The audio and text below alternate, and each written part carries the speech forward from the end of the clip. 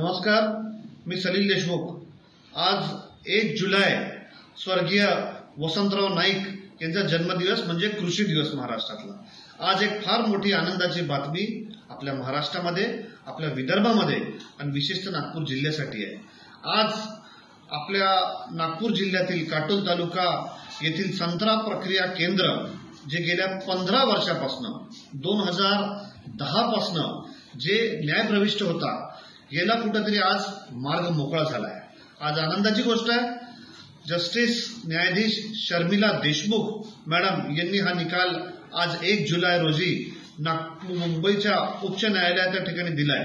आणि आज आनंदाची गोष्ट, येणाऱ्या काळामध्ये आपला हा प्रक्रिया केंद्रचा मार्ग मोकळा झाला आहे। येणाऱ्या दिवसामध्ये चांगल्या पद्धतीचा रोजगार या भागामध्ये, एक संत्रा प्रक्रिया केंद्र व त्याच पद्धतीने संत्र्याच्या सोबत असणारे जे पदार्थ त्याच्यापासून बाय प्रोडक्ट्स बनू शकतात, त्याच्यासाठी एक चांगलं केंद्र त्या ठिकाणी आपल्या विदर्भामध्ये सुरू झालं आहे।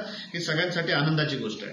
गेल्या 15 वर्षापासून याची न्यायालयीन लढाई त्या ठिकाणी चालू होती आणि आज येत्या 4 आठवड्यामध्ये न्यायालयाने सांगितलं आहे, जस्टिस शर्मिला देशमुख यांनी सांगितलं की 4 आठवड्यामध्ये आपल्याला याचं सील उघडून हे जमीन त्या ठिकाणी पुन्हा NIDC Maharashtra agro industries development कॉर्पोरेशनला हस्तांतरित करणार आणि येणाऱ्या दिवसामध्ये हा प्रकल्प सुरू होणार। ही एक आनंदाची गोष्ट आहे।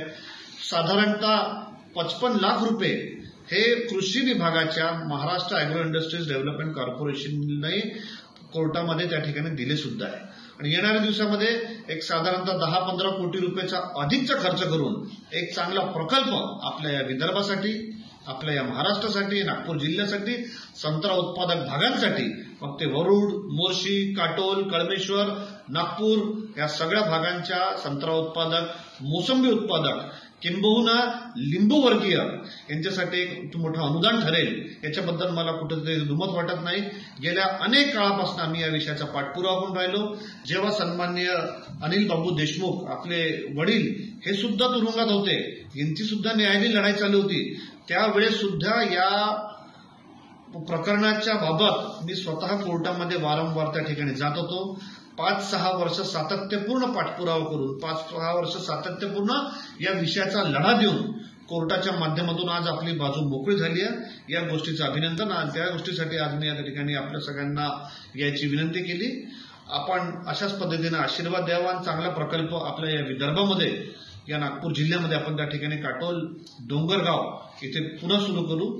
धन्यवाद।